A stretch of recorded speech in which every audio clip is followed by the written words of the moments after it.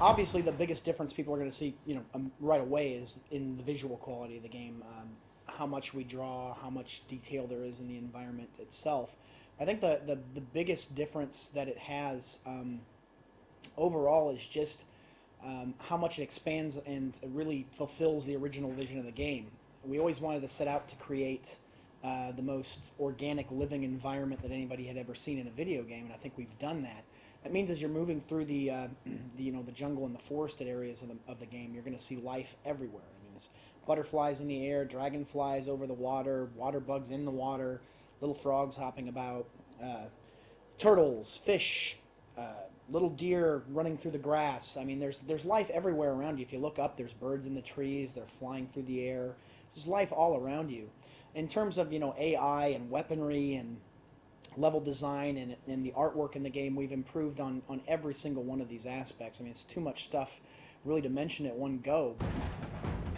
Well, the game opens up in Texas, 1886, and Tal'Set, who was our hero in the game, has he and the remaining 30 or so members of his tribe had been trying to escape to Texas to escape the U.S. cavalry, and in particular a band of rogue Indian hunters who defy orders and decide to slaughter his tribe anyway.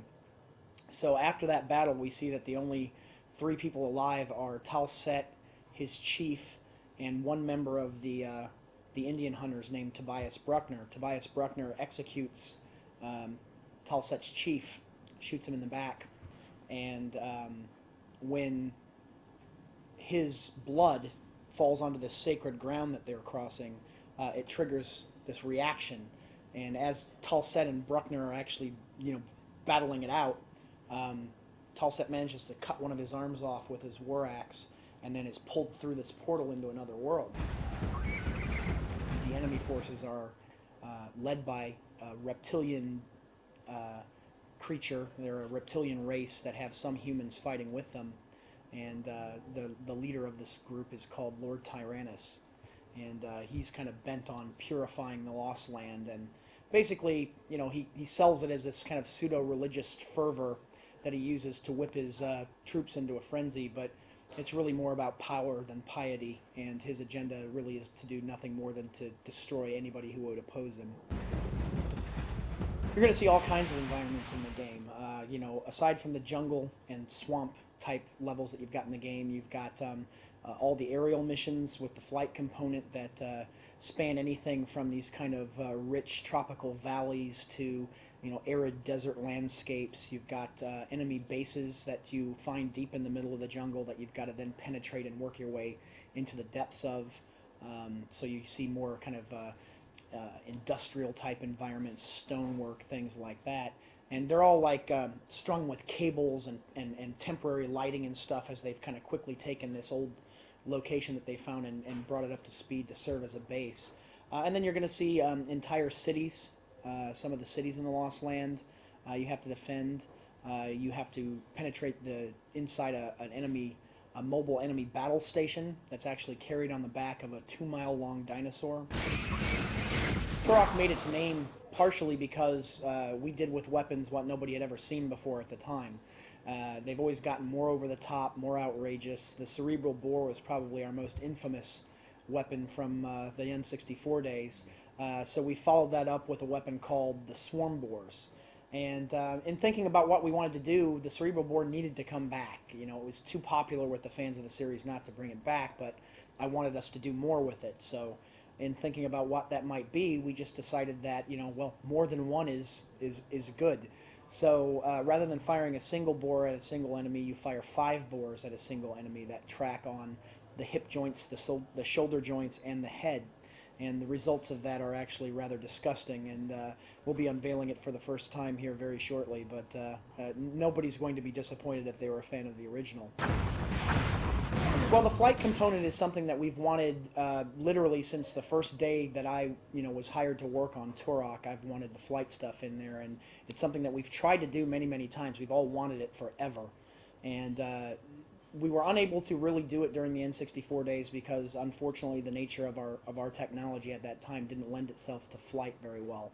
And even though we did a lot of work on it in the past, we decided that if we couldn't do it right, we weren't going to do it. So in Turok Evolution, we finally get there, and the player flies on the back of a winged dinosaur called the Quetzalcoatlus, which was the largest winged dinosaur that ever lived. It's about the size of a small jet fighter. It's quite large.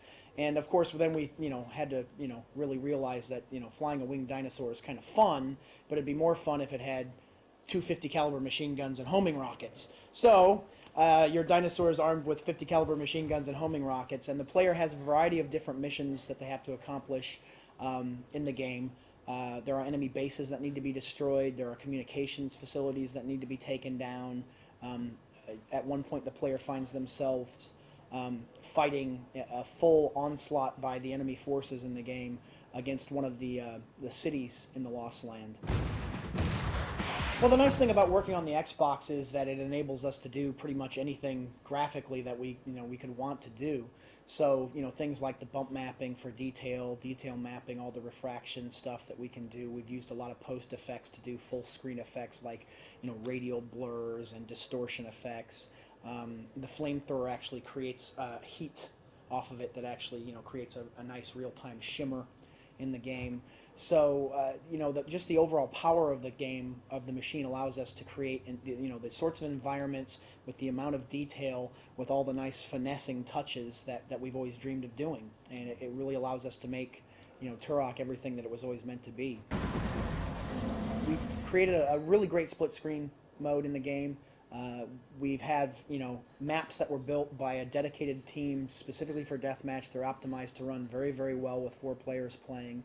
Lots of different environments, and we've taken the flight component of the game and added it to deathmatch as well, so you can actually play 4-player airborne deathmatch, and it's actually come out very, very well. So everybody can get in there and fly their own Quetzalcoatlus and fire tracking missiles and 50 caliber machine guns at their friends. It's a lot of fun.